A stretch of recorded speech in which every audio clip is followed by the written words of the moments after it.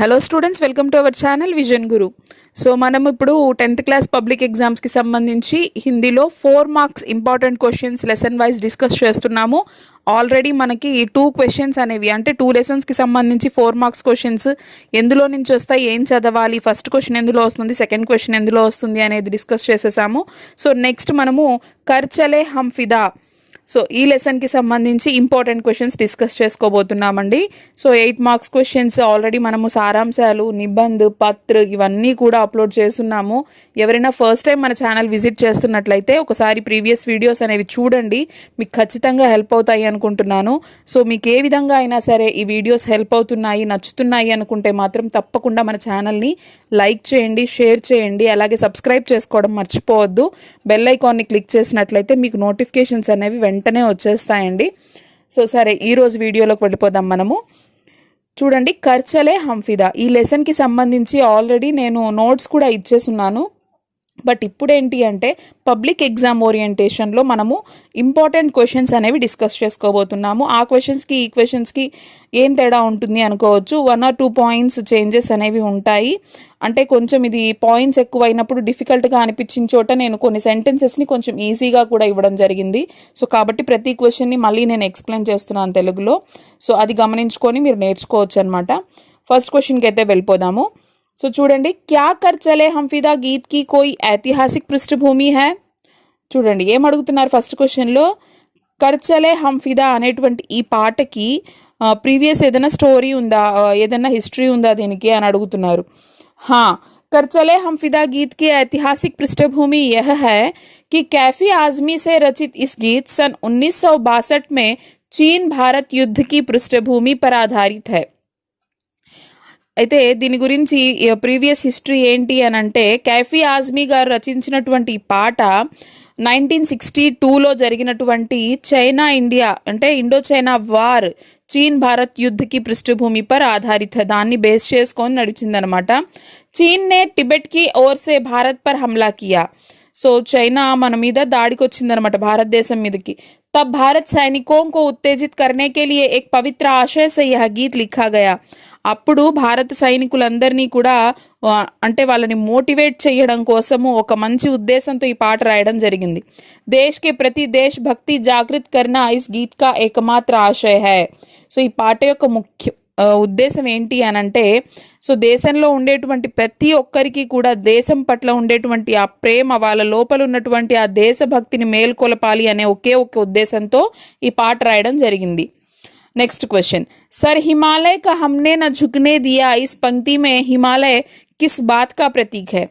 చూడండి ఇక్కడ సర్ హిమాలయ కా హమ్నే న ఝుకనే దియా అని ఈ లైన్లో హిమాలయాల యొక్క దేని గురించి చెప్తున్నారు, హిమాలయాల్ని దేంతో కంపేర్ చేస్తూ ఎందుకు దాని గురించి ప్రస్తావించారు. సర్ హిమాలయ కా హమ్నే న ఝుకనే దియా इस पंक्ति में హిమాలయ को हमारे देश के गौरव का प्रतीक कहा गया है. ఈ లైన్లో హిమాలయ అని చెప్పేసి మన దేశం యొక్క గౌరవం గురించి మాట్లాడుతున్నారనమాట. భలే ही हमारे प्राण चले जाए फिर भी हम अपने देश का गौरव ऊंचा ही रखे. సో మా ప్రాణాలు పోయినా పర్వాలేదు, మేము మా దేశ గౌరవాన్ని మేము ఎత్తుకి ఉంచుతాము, అంటే తల వంచనీయము అని చెప్తున్నారు. चीन ने टिबेट की ओर से भारत पर हमला किया, हिमालय पर्वत की ओर से आक्रमण किया था. అయితే ఇండో చైనా వార్ జరిగినప్పుడు చైనా వాళ్ళు ఏం చేశారు, టిబెట్ మీదుగా మన భారతదేశం పైకి దాడికి వచ్చారనమాట. హిమాలయాల మీదుగానే ఇది స్టార్ట్ అయింది, అక్కడి నుంచి స్టార్ట్ అయింది. यह एक प्रकार से भारत के स्वाभिमान को चुनौती है. సో అంటే వాళ్ళు మనకి సవాలు విసిరారనమాట, అంటే మీ గౌరవాన్ని మేము అంటే నిలవనివ్వట్లేదు, ఇక్కడ మీ మీదకి ఆక్రమణకి వస్తున్నాము అని వాళ్ళు మన మీదకి ఫైట్కి వచ్చారనమాట, వార్కి వచ్చారనమాట.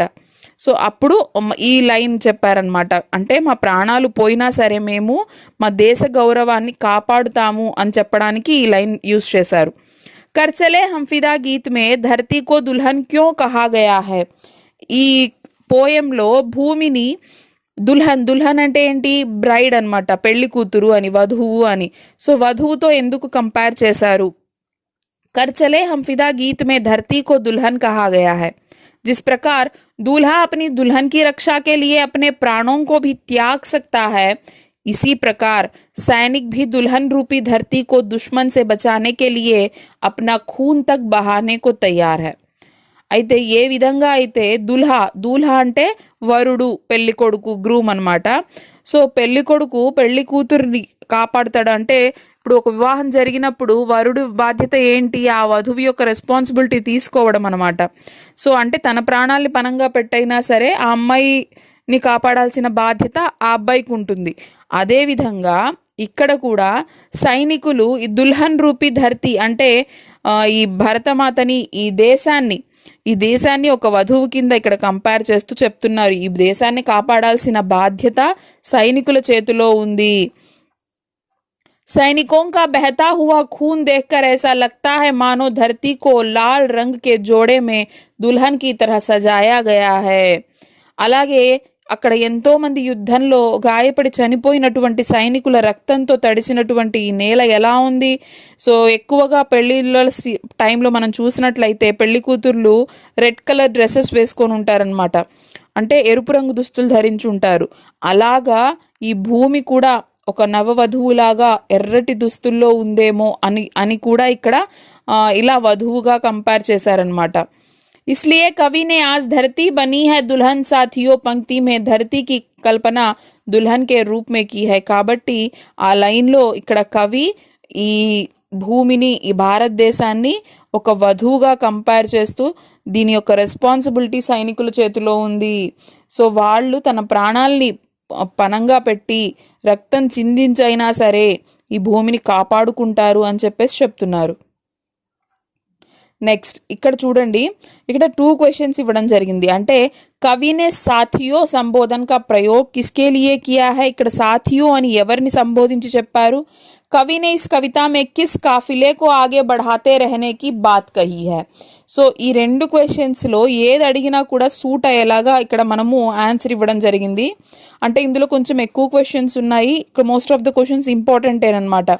సో కాబట్టి అందుకని ఈ 2 క్వశ్చన్స్కి సూట్ అయ్యేలాగా ఇక్కడ ఆన్సర్ ఇచ్చాము. ఈ రెండిట్లో ఏది అడిగినా కూడా మీరు ఈ ఆన్సర్ రాసుకోవచ్చు చక్కగా. చూద్దాం. कर चले हम फिदा कविता में कवि कैफी आजमी ने भारतीय सैनिकों की ओर से हमें यानी सभी देशवासियों को साथियों कहा है. సో कर चले हम फिदा పోయంలో కవి कैफी आजमी భారత సైనికుల తరపు నుంచి మనల్ని అంటే ఎవరిని, అంటే దేశంలో ఉండేటువంటి ప్రతి భారతీయుల గురించి, ప్రతి భారతీయుణ్ణి ఇక్కడ సాథియోं అని పిలిచారనమాట. कवि ने उन सैनिकों की भावनाओं को शब्द दिए हैं जो देश की सुरक्षा में कुर्बान होने जा रहे हैं. ఇక్కడ కవి ఆ సైనికుల భావాల్ని, అంటే ప్రాణాలతో అక్కడ కొన ఊపిరితో ఉన్నారు, ప్రాణాలు కోల్పోయే పరిస్థితుల్లో ఉన్నటువంటి దేశం కోసం తమ ప్రాణాలని త్యాగం చేస్తున్నటువంటి ఆ సైనికుల మనోభావాలకి ఒక శబ్ద రూపాన్ని ఇచ్చారు, అంటే వర్డ్స్ని ఇచ్చారు. వాళ్ళ మనసులో ఉండే ఫీలింగ్స్ని ఈయన ఇక్కడ మాటల్లో చెప్పారనమాట. उन सैनिकों को अपनी जान की कोई परवाह नहीं बल्कि चिंता इस बात की है कि उनके बाद देश की रक्षा कौन करेगा. అయితే ఆ సైనికులకి తన ప్రాణాలు పోతున్నాయే అన్న దిగులు కొంచెం కూడా లేదు. వాళ్ళ బాధ అంతా ఏంటి, అరే నేను చనిపోతున్నాను, మేం చనిపోతున్నాము, మా తర్వాత దేశాన్ని ఎవరు కాపాడుతారు. देश के लिए अपना सब कुछ कुर्बान करने वाले काफिलों को आगे बढ़ाते रहने की बात कही है. సో మా తర్వాత కూడా ఈ దారి అలా ఖాళీగా ఉండిపోకూడదు, మా తర్వాత తరాల వాళ్ళు వెనక నుంచి వస్తూనే ఉండాలి, దేశాన్ని కాపాడడానికి ఒకరి తర్వాత ఒకరు ఎవరో ఒకరు వస్తూనే ఉండాలి, ఇది నడుస్తూనే ఉండాలి, సాగుతూనే ఉండాలి అని కోరుకుంటున్నారు. క్యోంకి కుర్బానియోं की राहें सुनसान नहीं रहनी चाहिए. సో నిర్మానుషంగా మారిపోకూడదు, ఈ దారి అనేది అలా కొనసాగుతూనే ఉండాలి, ఈ యాత్ర అనేది నడుస్తూనే ఉండాలి అని చెప్పేసి చెప్తున్నారనమాట. నెక్స్ట్ 5th क्वेश्चन, कर चले हम फिदा गीत में सर पर कफन बांधना किस ओर संकेत करता है. సో ఈ పోయంలో సర్ పర్ కఫన్ బాంధనా అని చెప్పేసి చెప్పారు. ఇది దేన్ని సూచిస్తోంది అని అడిగారు. హర్ ప్రాణికే లియే అప్నీ జిందగీ ప్రియ హోతీ హై. సో భూమి మీద పుట్టినటువంటి ప్రతి జీవికి కూడా తన ప్రాణం అన్నా తన జీవితం అన్నా ఇష్టంగా ఉంటుంది.